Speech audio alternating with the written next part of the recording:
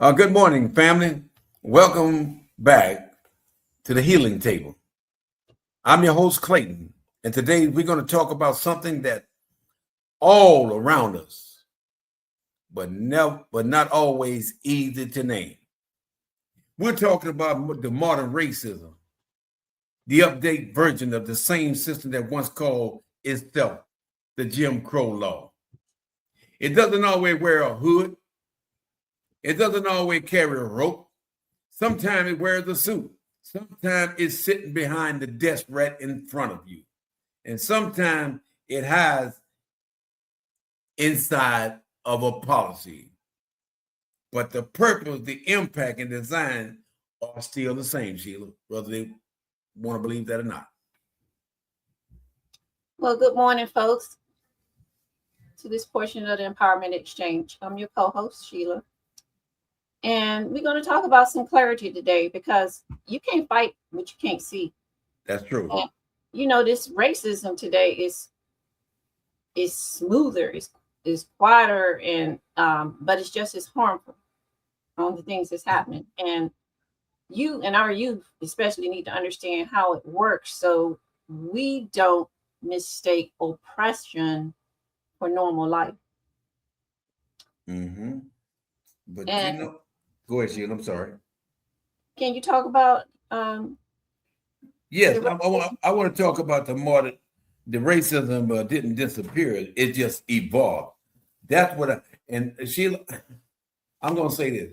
If we don't begin to educate our youth, this is the way the system is designed for us not to educate. And so when we look at how the system works and how the system is designed, when the civil rights movement knocked down the old wall, the system didn't die. It adopted, it adapted, changed the new old ways into the new ways. Think of racism like software. I just think of racism like software. Mm-hmm. Jim Crow version was 1.1, 1.0. Now, if you look at the different computer group program, that's how they start 1.0, 2.0, 3.0. And it just gradually increases to different versions. That's exactly. The modern racism is version 10.0, updated, upgraded, and redesigned to survive in a world whereupon hatred is no longer a social acceptable. And I'm going to say this, Sheila, and I'm talking from emotion. The modern racism shows up in places where people don't always look. It's right in your face. I can laugh in your face and be a devil behind your back. Policies that look natural, but hit black people the hardest. It looked natural, but it hit us the hardest. School system funded by property taxes, healthcare gaps that shorten the black's life. And we can get off into that, how it shortened the black life. Well, can we talk about that? Yes, you're right. Healthcare gaps. We as Yeah, black just need to understand what's going on there. yes, and when we talk about healthcare gap, who are going to suffer the most? Those individuals who are limited income, they're going to be affected because they can't afford it. But the white people can't afford it. And I'm going to say this, whether they want to accept it or not, confidential, I really don't give a rat's ass. The system is not designed to help black people. The system is designed to control black people. Every law that been passed, every legislation that went through, it went to white supremacy, and those are the ones who wrote the law. Just like you say, it's just a new face of Jim Crow 101 because they working right up under you. It's just like a wolf dressed up like a sheep, just to pretend like he's one of you. And I need people to understand when you, like I say, healthcare gap, shorten black life. Yeah, look what they're taking away from us. Look what they're doing to the black people. Look what this new administration, they letting you know. We hate you. We want to destroy you. We want to destroy your race. This is what they're telling you in so many ways. we seem to don't understand that. And this is Well, where I think there's a lot of bias in the healthcare system and how you get treated versus your white counterparts. mhm, And if you don't have the right type insurance, you definitely put in a different lane. you're And right. a lot of bias comes in that way on whether how they're going to treat you based on your insurance plan. So if you don't have a PPO, which is a preferred doctor where you can go to out of network and in network, you get treated better. Mhm, I remember my niece telling me when she was going through breast cancer, um, they called up the people who had a certain insurance to get on one side of the room, and another side of the room was people who had a different type HMO insurance. mhm. I used to work that's what I did a lot of benefit training on that. So HMO is not the preferred off kind of insurance. So they separate you based on your insurance plan. Now, isn't And that a that's how you shame? and that's how you get treated. It's become like a business, Clayton. Really, it's Mhm. become like healthcare has come a business, and how most Black people don't have the highest option or not taking the highest option out if they're employed. It depends on what their employer gives them, what type That's of true. employer has. And I need to educate people right now as being a healthcare advocate for breast cancer. Mhm. If you don't review your healthcare plan every year during open season and take it for granted that it's going to be the same next year, you're wrong, You're right. because you have the opportunity from October to early part of December to review what type of healthcare plan you got. And you need to understand and read it thoroughly on what it covers and what it doesn't cover, and how much copay you're going to be paying versus what you paid before, because they're rising the costs, so we can't afford to get any health care. So it's very important for us now to really stay on top of what's happening, especially when it comes to your health, because if you're a high risk option, meaning Wow, yes. have some kind of pre-existing condition, they might Mhm. not even allow you to use that in your healthcare plan, because they're avoiding a lot of those pre-existing conditions out of their healthcare plans. And so what that means to you is you got to pay out of pocket. Right. So And if you can't afford it, what's going to happen? a lot of people go without their medications, and it could lead them to their death. That's true. But I'm glad that you emphasize about this healthcare and what they, if you don't follow it and look at your healthcare, what they do it every year annually. Every year there's an open season for healthcare plans, your Hmm. medical, your dental, or your vision, whatever you got, but especially important for your medical. Your employer may change plan every year, so your health care does not remain the same. So you have to look at what your employer is offering you for the upcoming year in January the 1st. The only Hmm. way you can change your health care plan once you enter it is doing a divorce, a marriage, a death, a new baby. Hmm. Other than that, you can't change and you're stuck. So, folks, it's very important. I used to brief people on benefits with the state police, new recruits on benefits. And it's very important you understand what's funded and what's not funded, and what's covered, meaning what's covered and what's not covered, and your out of pocket expense. They have a ceiling on your out of pocket expense. Your Wow. co-payments change if you go to specialties.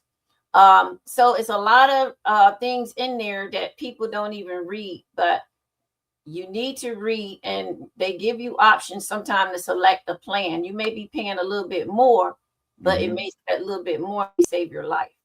And So that's why you said look at your plans every year. You every year, assume that open, they might be the same, but when they don't change, and if you might be opt out of something that you may not be aware of. And right? so I'm glad that you placed it. when I say the modern racism shows up in places where people don't always look, let me talk about the hiring practice that favors white sounding name. I didn't realize until your daughter told me. Yes. Look. Yes, I can really talk on that. Please talk on that, because I was totally unaware until your daughter worked with coding. I don't think many people know about it. My daughter's name was coded. My daughter has her master's degree, and is highly qualified. She was looking for a new job. I think she put in like over 100 applications, and she talked to a recruiter, and the recruiter, and it's a white guy, recruiter told her the reason why you're not getting any hits is because of your name. See? Her name is Shaquana. So, I can see. So her middle name is Nicole. So she did a trick. She used Nicole and her last name. And then she got hits, Clayton. Now, isn't that, people now don't realize that. She got hits in the system because her name was not Shaquana. They used Shaquana as, oh, that's a ghetto name or whatever. And I think more Black people started that than ever. And then at one time she used her name, her name Shaq. She called Shaq, but she did ask Nicole. And she got interviewed. And once they interviewed her, and when they called her in as Nicole, they were surprised. They say, your name is Shaquana? Is that your name? Because legally in the system, you have to put your first name. Yes. And they were shocked when she walked in the room. And then when she started speaking, because she has her master's in communication, of course, they were like, oh my gosh. Oh, you have a beautiful name. And this is right. Everybody liked her and hired her. But the problem was her name. And she blamed me at time. Why did you give me that name? I said, I gave you that name because it's a beautiful name. I said, it's an Indian name. And I said, it's nothing that was like your name when I gave you your name. So I say, stand on your ground, use your name.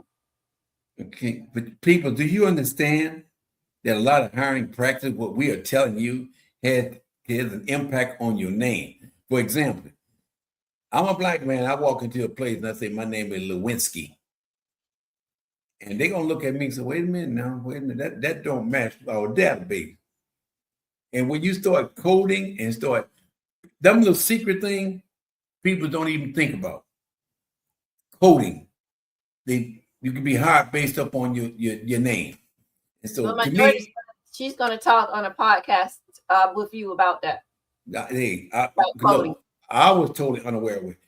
I think our Black peoples, all minority peoples understand that's just another damn trick to get in the back of the door to keep you grounded. But it's right in your face and you don't even know it. We talk about how did the modern racism, let's talk about the neighborhood shaped by old relining map. Okay? People, what we're asking you to do, we are asking you to listen to what the words that we're saying. We don't want you to hear us out. We want you to understand the strategy that they are using right in your face. The media narrative that criminalize Blackness. And people don't understand it as the system learning us how to hide in plain sight. I'm just saying this, Sheila. We thank you for being part of this podcast that we have worked in all these different institutions is right in our face. They just changed the name to make it look like, well, you weren't part of us. But the system got codes.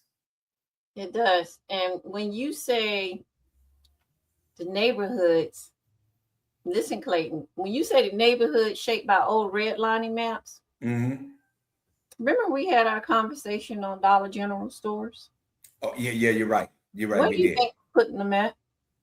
In the Black neighborhood, the poor neighborhoods. Why do you think they're putting them there? Why do I think they put them there? Is to give the Blacks the poor blacks, all the leftover stuff that stores can't sell. This is a way to still affect black people's health care. You put in liquor stores, you put in dollar stores, all in the black community. And now you want to know what the impact?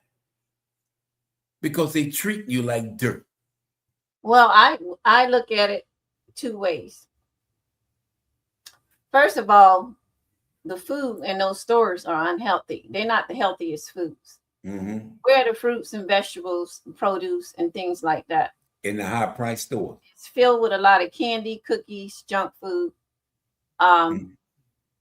You know, canned foods that probably maybe expired shelf life or something that, hey, you know, the string bean wasn't right, so we give it to this store. Right, but, exactly. Those stores are unhealthy choices for our children. But Sheila, let me intervene with something. Those healthy stores, they have an expiration date on everything, whether it's expired or not.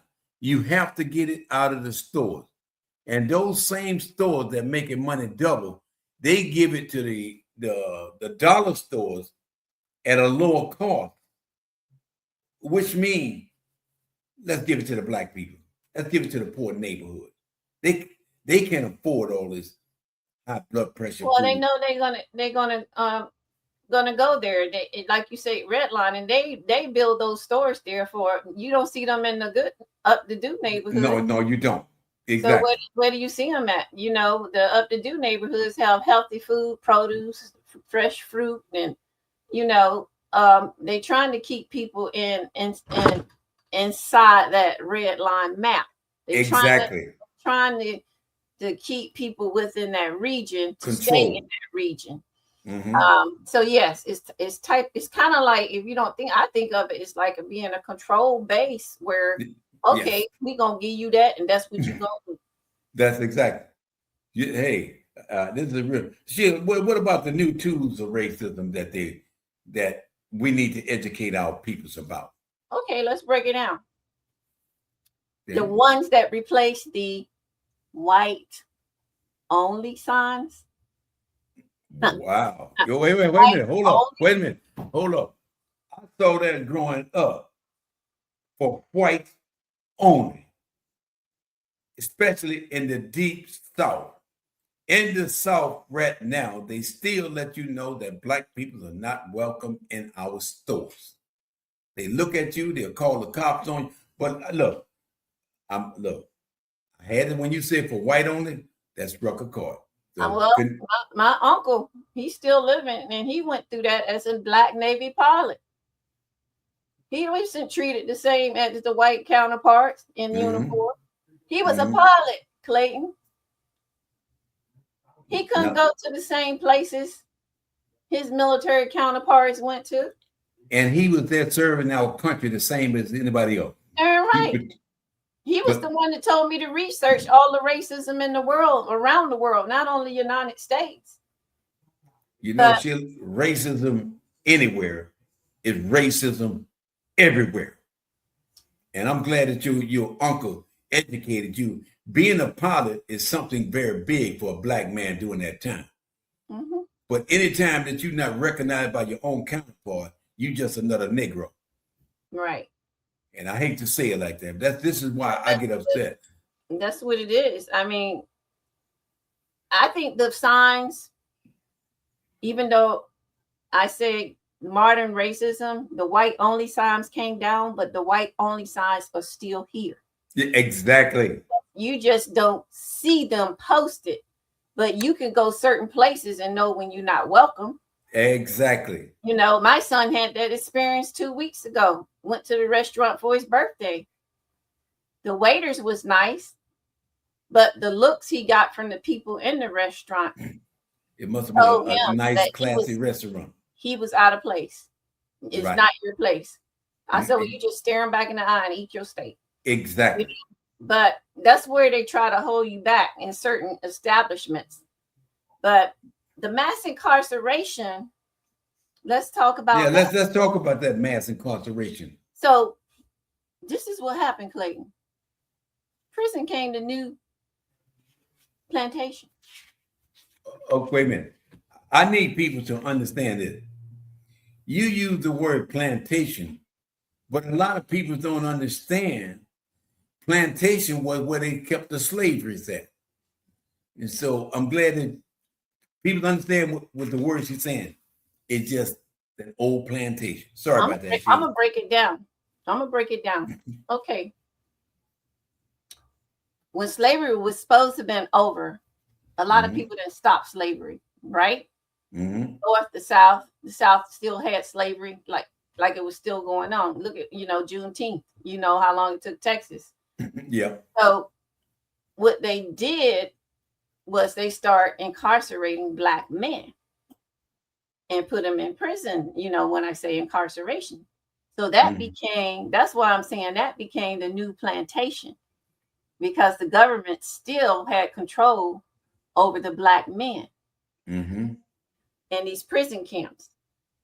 Black people are 13% of the population, but 40% of the prison population. Why? 40%. Damn, that's a high number. 40% of the population in the world, but 40% of the prison population. Wow. People look at statistics. It's not an accident, Clayton. It's their strategy design. Not an accident. So, Sheila, I mean, I just like to say, if you're uneducated, you would never understand how the system is designed to work against you. And what we are doing now, we are educating our Black people. That stuff is right in your eyesight. You don't know why that they write laws. You don't think they write laws to protect Black people? They write laws to protect white people. And if you don't follow the laws, you could be punished.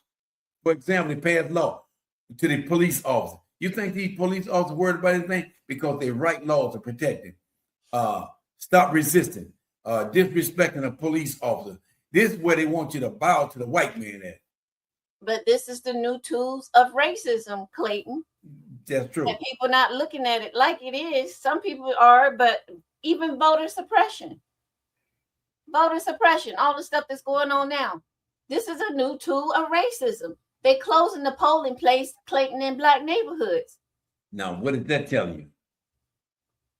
They don't want your vote. That's exactly. They strict IDs laws they're coming up with. It's a Jim Crow era with a clipboard. It's Jim Crow. That's exactly. Jim Crow with a clipboard. It's voter suppression, mass incarceration, school inequality. Yeah, let's talk about Black that. schools do not get the funding that they need. And they tied to property taxes. Now, isn't that so? Now, who paid for property taxes? The people. Okay. So, other words, you can't afford your property tax. What happens? They're gonna take you got a home. You're right. They take your house away. That's the way they write the laws. If you don't pay, So this is important for these young people or people out here who parents done work so hard that own land. They may pass away, and there's property taxes owed, and you don't pay them. You just giving your property away. That's exactly. You just gave your property away. Your ancestors' property is gone. Next thing you know, they building neighborhoods and apartments on it. Hey, Sheila, let me intervene. You remember when they had Katrina down here in New Orleans? Did you know that they had the place they call the Ninth Ward? Did you know once that place was destroyed by disaster, the white people came in there and bought all these poor Black people's property out, paying them penny on the dollar. Now, it's so expensive to get back into the Ninth Ward because it's owned by rich white people. And them people had all their assets. Come on, Sheila. During the Katrina, there was no jobs. How can people work? People trying to survive. People trying to find a place to live. But then again, you're going to steal hold them accountable for not paying their mortgage bill. That's just another way for the system to work against That's black. gentrification, and that's happening everywhere. Even my hometown where I grew up in, not where a neighborhood, but people I went to school with. You know, their parents live there, and a lot of these property people are buying them out, Mhm. buying their whole area, these whole project areas out, and say, hey, we gonna give you this much money, and people that need money, they're gonna take the money. Exactly. So, and then they say, oh yeah, when we finish, you can move back in. You can't move back in when they finish. That's because right. they up the rent so high, you can't even afford it. You ain't gonna have no pot to piss in. That's the main objective. So that's where Black communities need to stand firm and stand together and say, no, we're not gonna let this happen. If we get rid of the division we have among each other, we can make laws ourselves. Exactly. But if we don't talk about it and have these town hall meetings and have community meetings, they're going to do what they want to do, because one person ain't going to make a difference. It takes a group to make a difference. Mm-hmm. The people, did you hear what you just said about the inequality, the school inequality? And you need to understand, all you got to do is open your eyes up. Everything she's saying to you is about real talk. We're not saying it just for you to hear it. We want you to listen to everything. But Sheila, what you said, the schools in the Black neighborhood get less funded because they tied to a property taxes. To me, the rich going to get richer, the poor going to get poor. All the laws and regulations that these white peoples have passed to benefit them, to everything that they pass, it benefits them. You hate Black people, you hate minority people. This has been going on since Jim Crow law. And they expect us to step back and don't say nothing or do nothing or keep our own people blind. And as long as I got breath of air, guess what? I'm not afraid of nobody. It is what it is. Because what I see, I'm sorry, Sheila. No, I'm sorry. Go and say what you have to say. No, it just, we got to wake up. Wake up, everybody. Black people. There is no more sleeping in bed. We need to wake up and understand that the message being sent may not be in the same message being received. We are out here to educate. And again, I'd like to say, Jen, sorry about that, Sheila, but no, this is discussion. And I was thinking about when you were talking, the school funding ties into the redlining of where you live. So most of the inner city funding in the school district gets less funding unless they have somebody there fighting for you. So I think it's very important when you stay engaged on what's going on in your community, because I know for myself, when they say they're talking about property taxes increasing or bringing this and that, you got to go to those hearings so they can hear your voice. If only the whites show up at the hearings and approve stuff, that's what happened. They opened it to the general public. They open all these hearings to the general public. So you have to ask when the general public is on this property tax increase, and show up in groups, show up in neighborhoods, because we're missing opportunities to make our voices heard. And these changes happen that impact us. And we let them do it. Well, what you said just then, I'm going to be honest with you. People, I wish I had the knowledge that I had back then.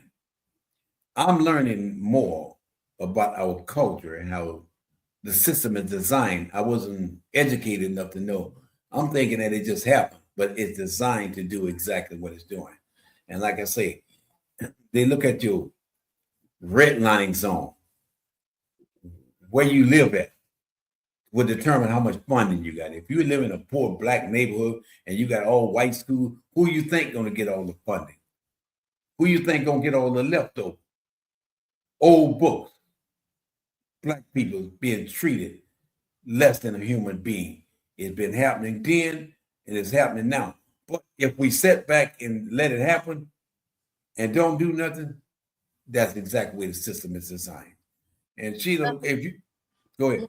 I'm gonna talk about the healthcare disparities that we basically viewed. If anybody need information on how to read your healthcare plan or benefits, call me and let me know. I'm very good at that. I've been educated on that. I took school for that.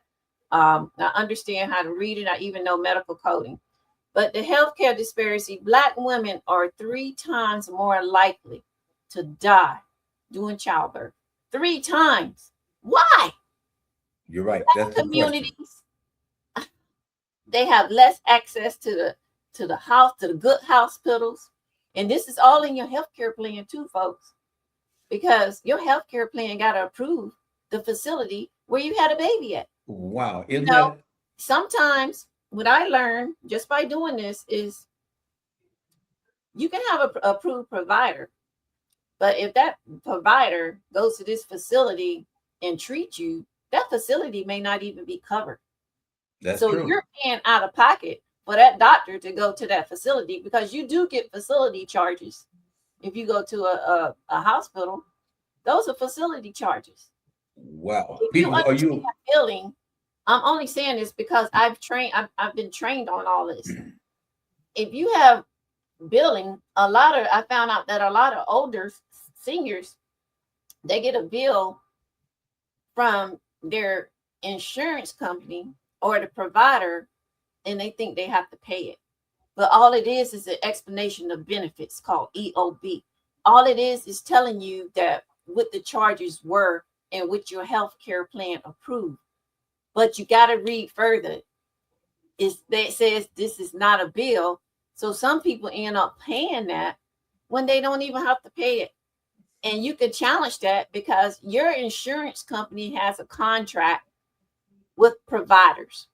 Mm-hmm. And if they charge you more than what that contract is, it is not your responsibility to pay the end.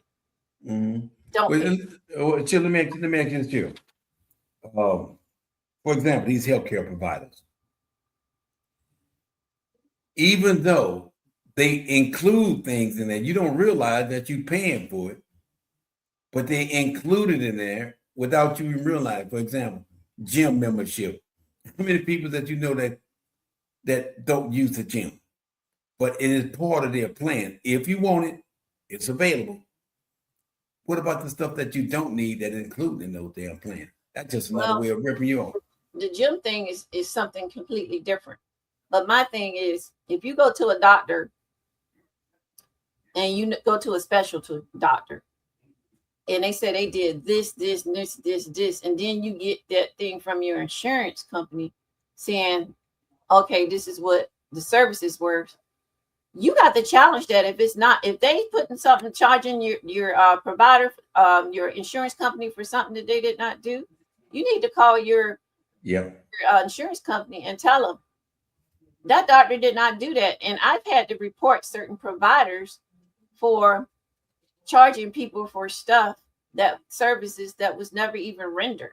So you have to be very careful and cautious, or get somebody with you to read those explanation of benefits when they come out, so you don't be paying money to a provider for services that the insurance company didn't even allow. But Sheila, what about those individuals that can't read? When they say, look, I want you, let me tell you what this is saying. Well, I don't want to read it anyway. Just sign right here. This is what this is saying. You did not take the opportunity. Them people are going to do anything to get you to sign. Well, and once you sign, you can't say, well, I didn't know this. You got to see it. You can sign it, but if they bill your insurer and they did not do those services that they insurance say, they're broken down by procedure codes. Mm-hmm. Go for an office visit, that's a certain charge. You go get lab work done, that's a certain charge. You get some counseling, that's a certain charge. If they do something medically, that's a certain charge. So you got to really know when you get those statements in the mail that That's what you Mm. went there for, and that's what they did. Mm. Because Well, they can try to charge you for something that's an out-of-pocket cost and you're not responsible for it, because the mm. contract with your insurance company and that provider is only allowing a certain amount to be covered. Mm. That And non-covered services is not your responsibility. mhm. Bottom line. Can't Well, really get into another section on that, but yeah, and we can break it down. But yeah. I've been personally trained in all of that. Mm-hmm. So What shit? Let's talk about. You've been trained. What is the economic barrier towards this? today the average white family has 8 to 10 times more wealth than the average black family. For Wait a minute. Wait a minute. the, Say that, Sheila. Say that again, please. the average white family has 8 to 10 times the wealth of an average black family. Wow. Wow. The same opportunities sounds like they are not offered to blacks as they are to whites. And our generation needs to do better with wealth management, generational wealth. Mm-hmm. Instead of holding on to stuff saying, no, we're not going to, just like land, you know. Mm-hmm. Are we going to keep that within our families? Is somebody going to carry it on? If real estate, my father always told me to invest in real estate and land. Yep, my mom Because always that's told me something that also. they grew up with, that a lot of, when they pick cotton and stuff, people try to take the land away from them, and they took it away.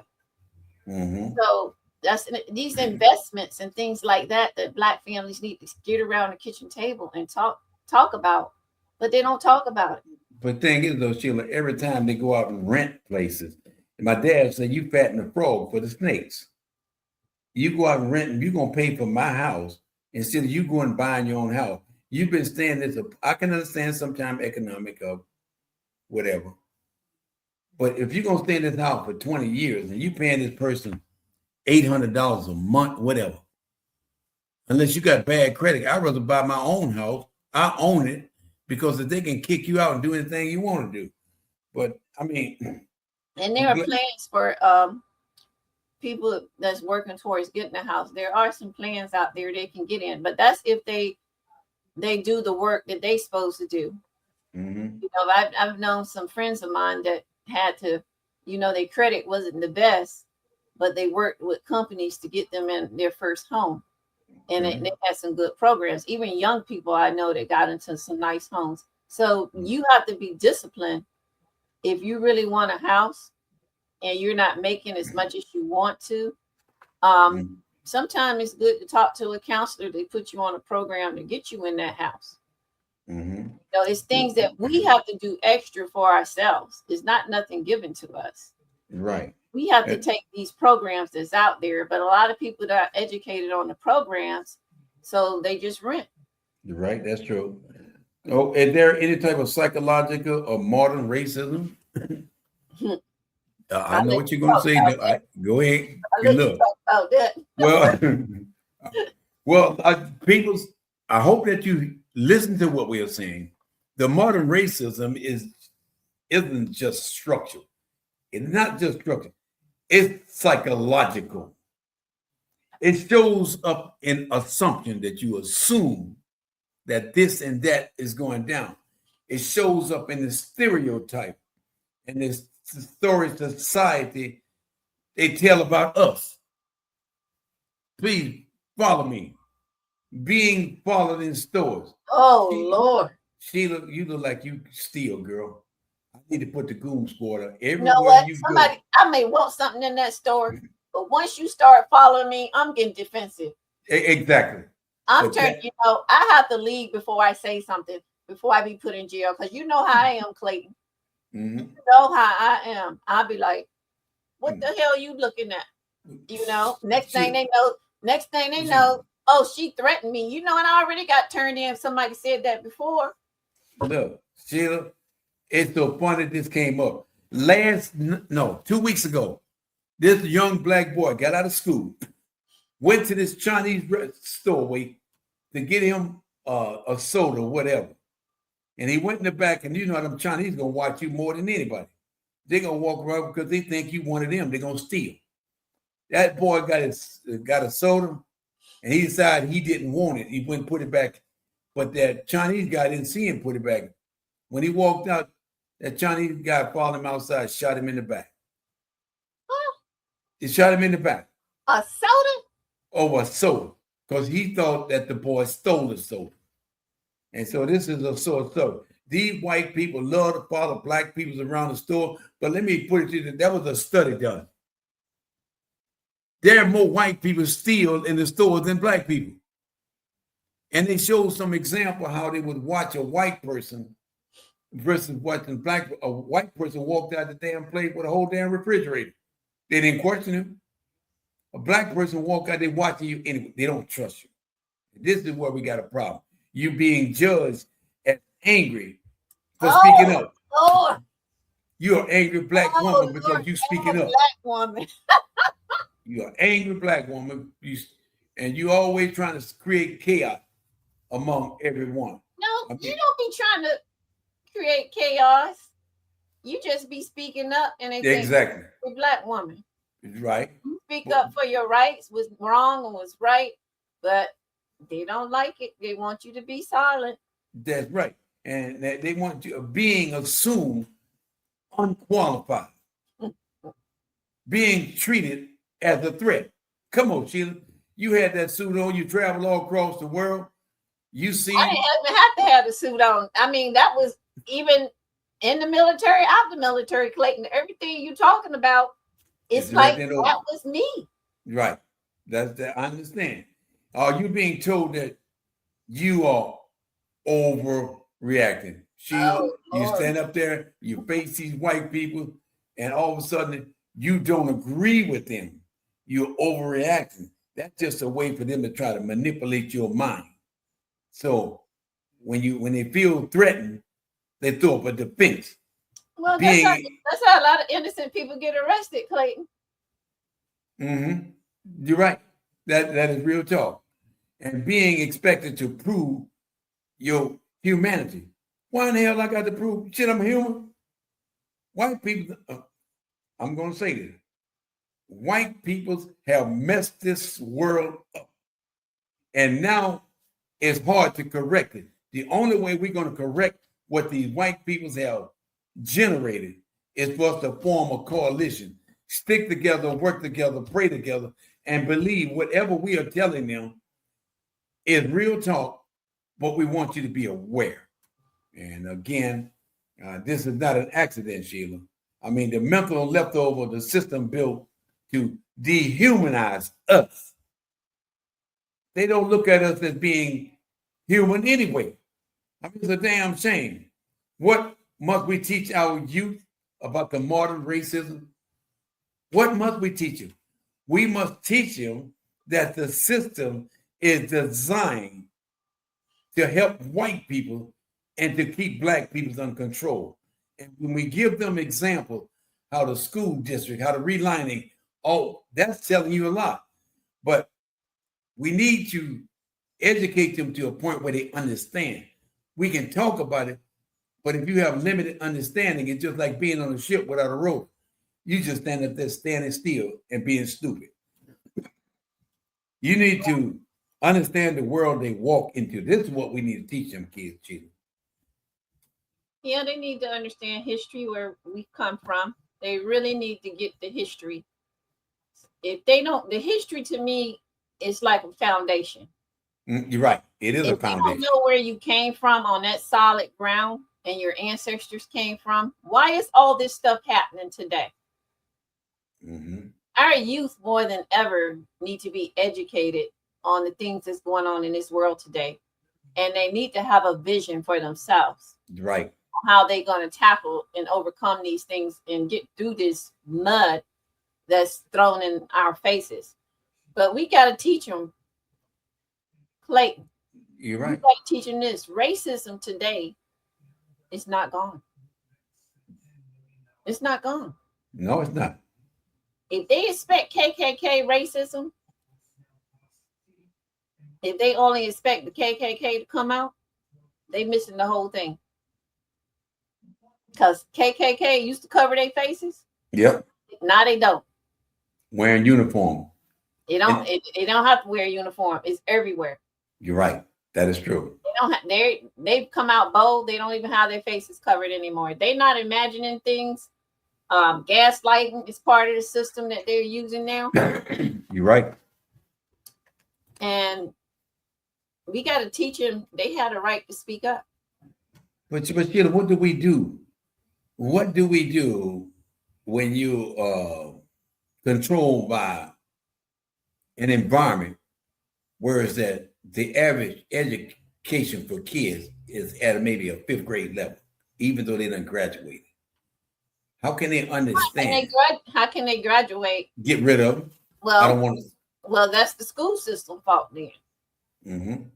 That's the school system fault. Our teachers should not push students to another grade if they're not performing. Can't comprehend the level they're at, because you're setting them up for failure. Exactly. You setting them up for failure. So that education has to be reinforced, whether it be summer school, putting you a grade back, and having the parents involved in their children's education, because you're setting them up for failure. You're right. You say, okay, we're gonna change. We're gonna push Billy this time to the next grade. Back when I was in school, if you was quiet, they said, "Oh, they kind of slow. They're gonna keep you back a grade." Yep. I know some of my cousins got kept back a grade. They weren't stupid, but they was quiet.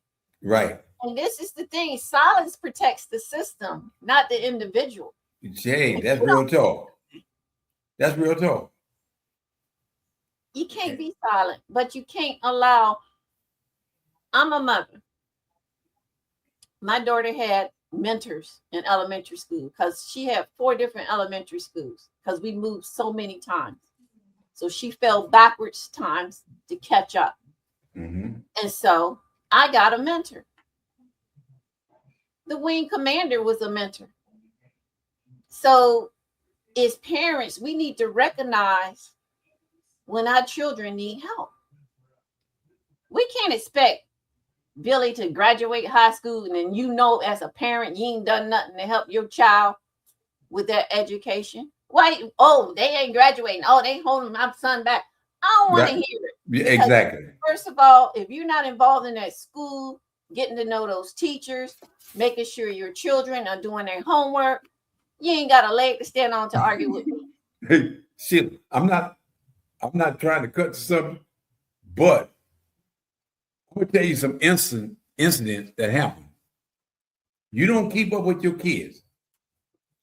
Everybody know that your kid or your daughter is supposed to graduate tonight. They shows up at the damn graduation. The grandparents them shows up, and they knowing that they're not going to graduate. Why? We should have checked in that earlier. I've seen so many embarrassing situations that this kid showed up knowing that it was, but he done told all his grandparents them that he's going to graduate. But again, why they listening to the kid? What's that? Why they listening to the kid? Right. Why you should look at the grade. Why, as a parent, you don't know until they get in the 12th grade whether they're going to graduate or not? Right. Exactly. I blame you. How many times have the teachers reached out to you and you didn't come to school?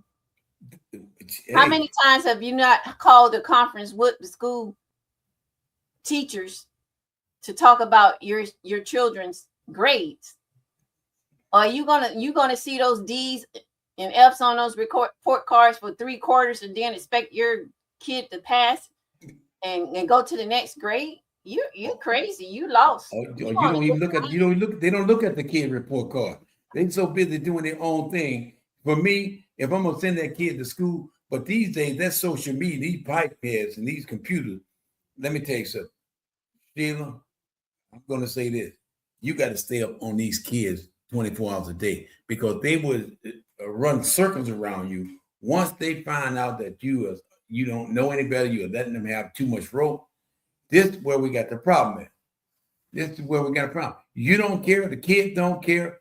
And the fact is that we need to understand, parents, we telling you this, in order for you to get your act together, for you to educate your kids. We only can be just a voice, but you have to be the center point of educating your kids on what is going on about racism, the modern racism, And right in your face. the parents need to learn that system. Yes. Beat the system, because knowledge is going to be your armor. You're Knowledge. right. Knowledge. You get into that school system and you find out what's going on. You find out the new math techniques, the new testing requirements for the state. Get involved more than ever in your children's education, because it's going to matter. And if those teachers and principals see you around the school, guess what? You're going to get a different treatment than the other students, because they know that your parents are involved. That's true. So you need to understand the game. You need to understand the game. Right. Right. You can't blame everybody else for everything. But if you're not in it to win it, you're going to be left behind. That's all I got to say. Well, you know what, Sheila, I'm going to say this. They say no gain, no pain.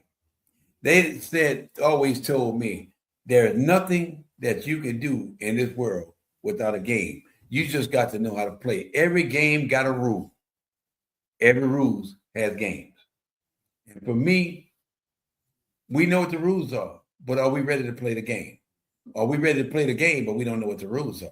No, you better be in it if you want to win. And Sheila, and we're going to close this out. And when you said that we have to teach our youth about the truth, we have to teach them about the truth.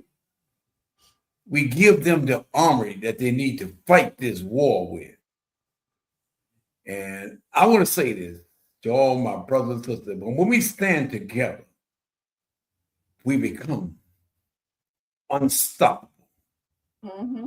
When you become unstoppable, people are going to respect you more.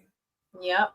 And for me to step back and to talk about this, Sheila, it does something to my heart, because a lot of us out there don't understand.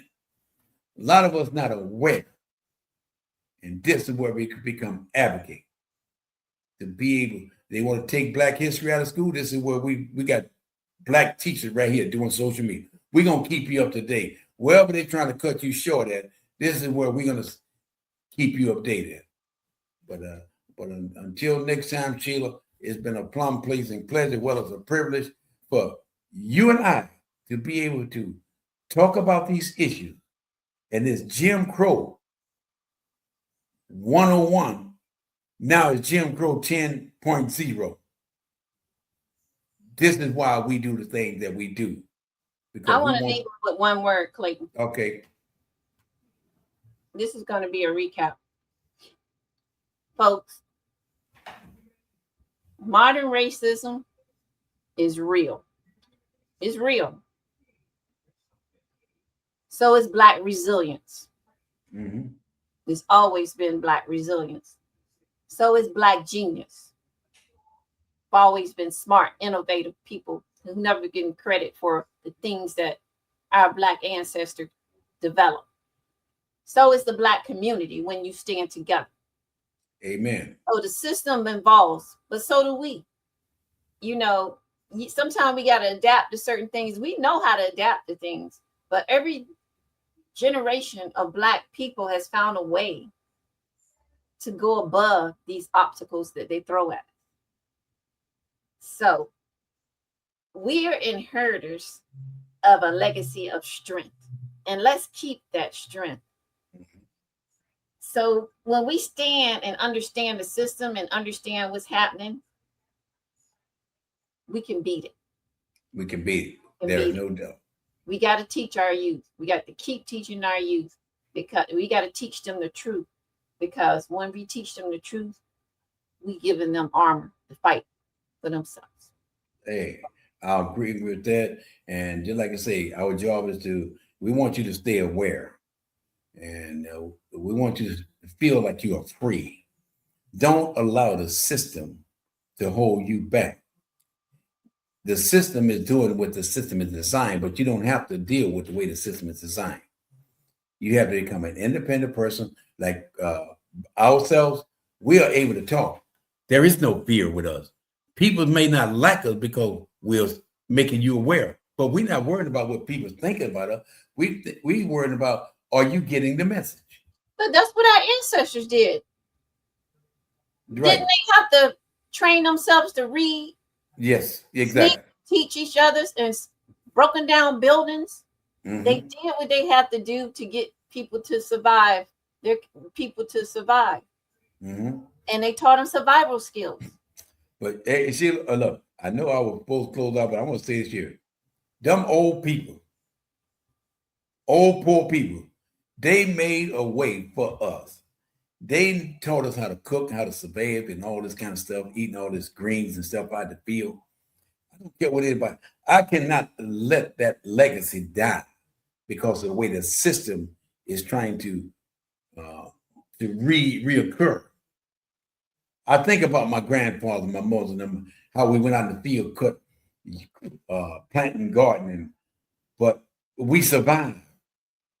We resilient peoples, even though you hear tell pig feet and all that stuff that they was given to the poor people. Guess who eat the shit up now? White people. Potatoes. And all the stuff they gave us for junk, but we found a way to make casseroles and all that stuff. Now they want it. Yeah, now they want to put it. They threw it out at our ancestors like it was scraps. Yeah, exactly.